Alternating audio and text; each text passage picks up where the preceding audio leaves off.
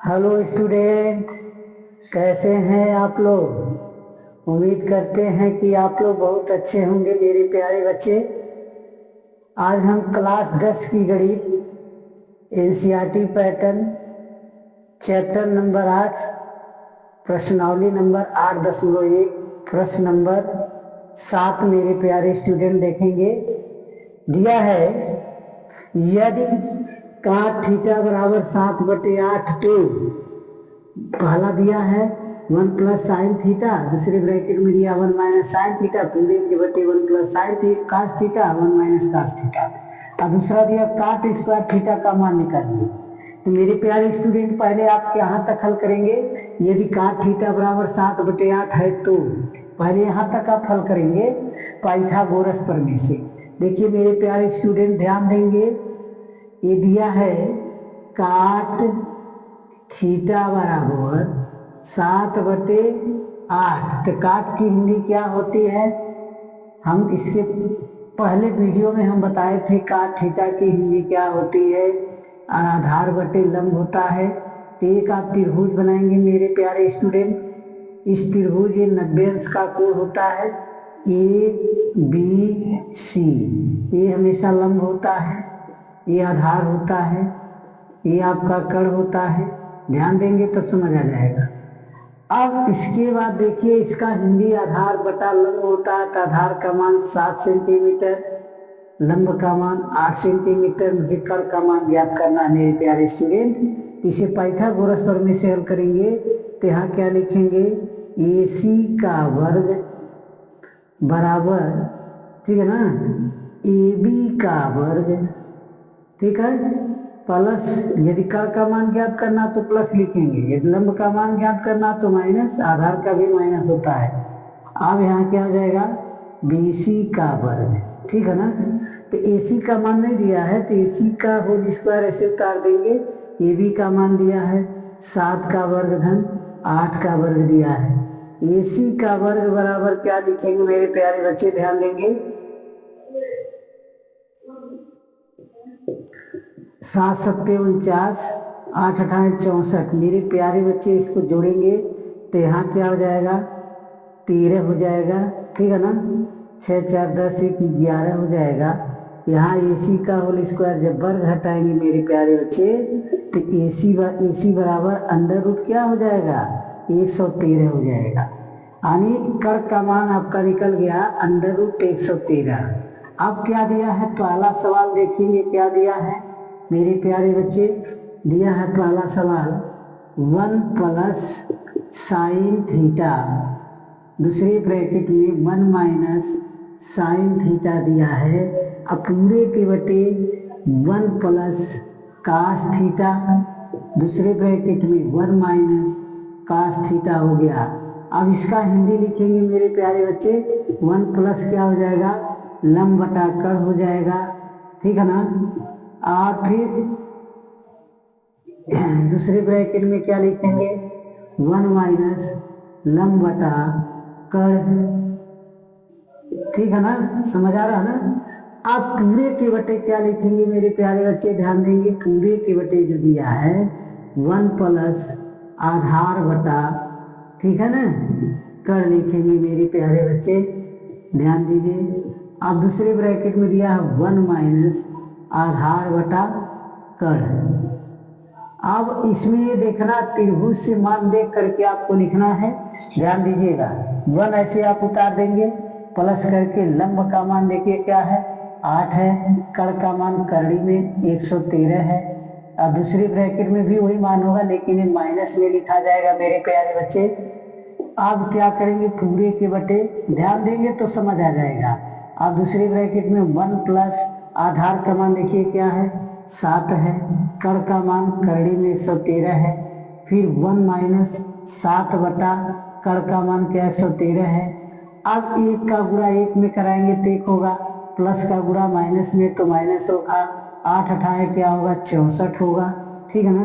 करड़ी 113 का गुणा करड़ी 113 करेंगे तो 113 होगा मेरे प्यारे बच्चे, ध्यान से एकदम देखिए। अब 1 माइनस देखिए यहाँ भी 1 का 1 में प्लस का माइनस में 7 सत्ते 49 बटा 113 हो जाएगा मेरे प्यारे बच्चे। अब 113 का गुणा इसमें करेंगे तो 113 माइनस 64 बटा, सॉरी अब यहाँ देख लीजिए, यहाँ लिख दे रहे हैं मेरे प्यारे बच्चे, ध्यान दीजिए।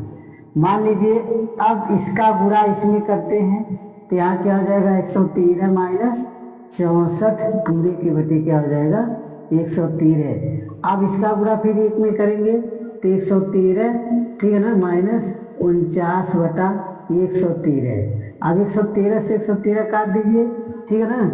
अब 113 में से आप कितना घटाएंगे 64 घटाइए, 64 घटाएंगे ताकि 13 में से 4 जाएगा तो 9 बचेगा, 13 में से 4 जाएगा तो कितना बचेगा 9, और यहाँ 10 बचा, ठीक है ना। तो 10 में से 6 जाएगा तो कितना बचेगा 4 बचेगा मेरे प्यारे बच्चे। अब यहाँ देखिए आपका 49 हुआ ऊपर में घटाने पर, और नीचे का घटाने पर कितना होगा 64 होगा मेरे प्यारे बच्चे। 13 में से 9 जाएगा तो 4 बचेगा, 4 10 में से 64 हो जाएगा।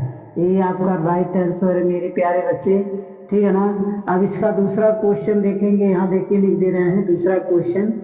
दूसरा में क्या है, दूसरा दिया है काट स्क्वायर थीटा बराबर, तो काट की हिंदी क्या होती है लंब, आधार बटा, ध्यान दीजिए आधार होता है, आधार बटा लंब होता है, एक होल स्क्वायर कही जाए। त्रिभुज से देख के लिखेंगे आधार का मान कितना है 7 है, लंब का मान कितना है 8 है, ठीक है ना। अब यहाँ होल स्क्वायर 7 7 49 बटा 8 18 64।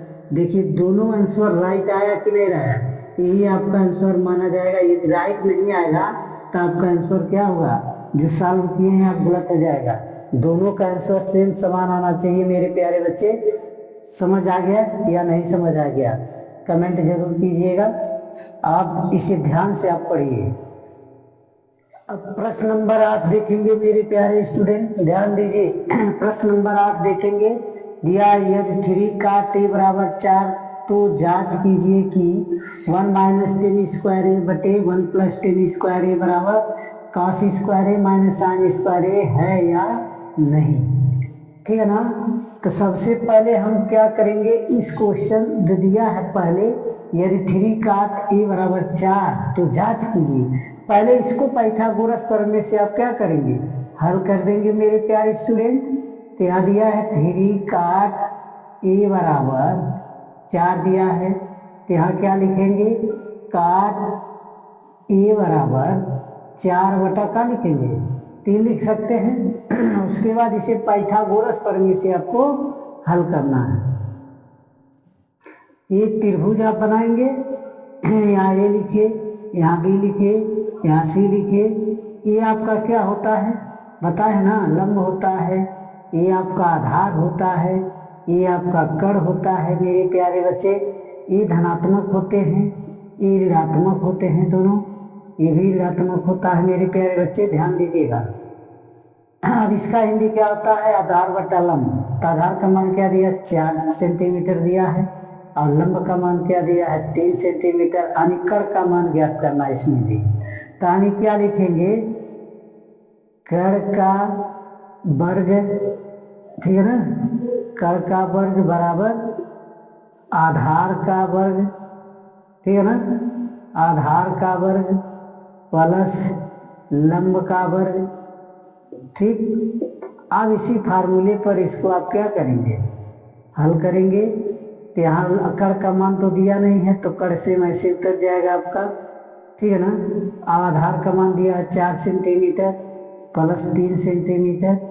यहाँ कण का वर्ग क्या हो जाएगा मेरे प्यारे बच्चे, ध्यान देंगे 16 प्लस 9 हो जाएगा।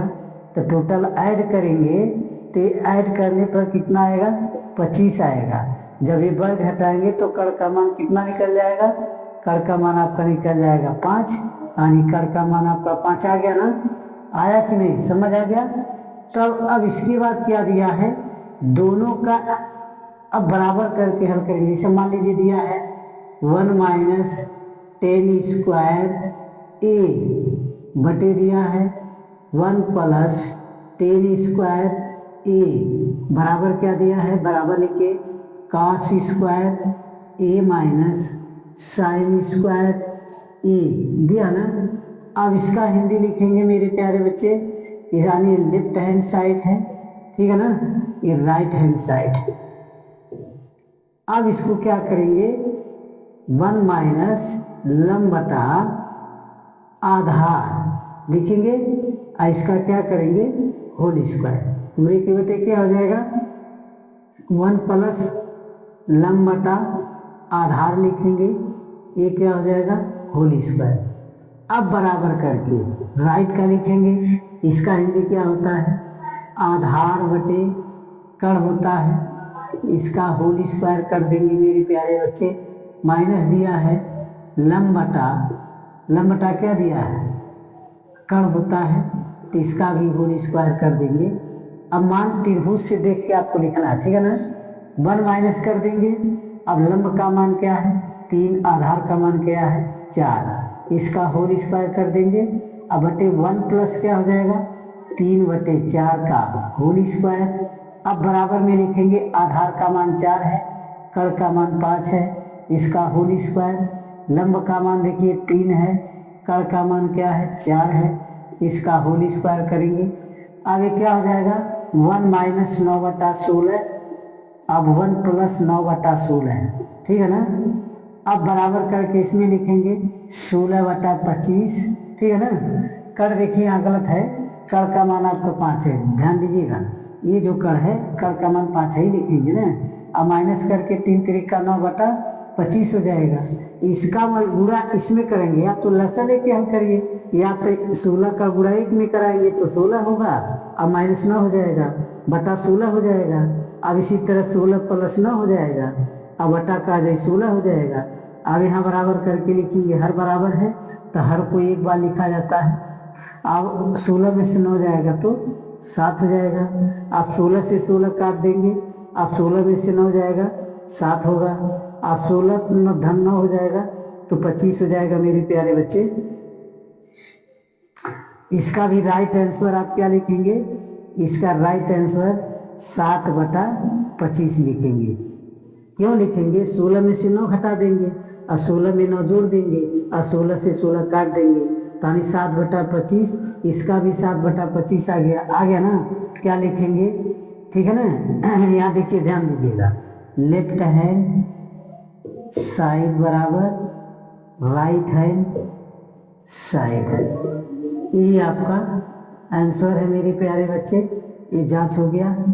उम्मीद करते हैं कि इस वीडियो को आप लोग अच्छे से समझ गए होंगे मेरे प्यारे स्टूडेंट। यदि समझ गए तो मेरे वीडियो को लाइक, सब्सक्राइब, शेयर, कमेंट जरूर कीजिए मेरे प्यारे दोस्तों। हम अच्छे से अच्छे वीडियो को बनाते रहेंगे। अच्छे से आप लोग वीडियो पर ध्यान देंगे तो कोचिंग पढ़ने की कोई आवश्यकता नहीं पड़ेगी। धन्यवाद।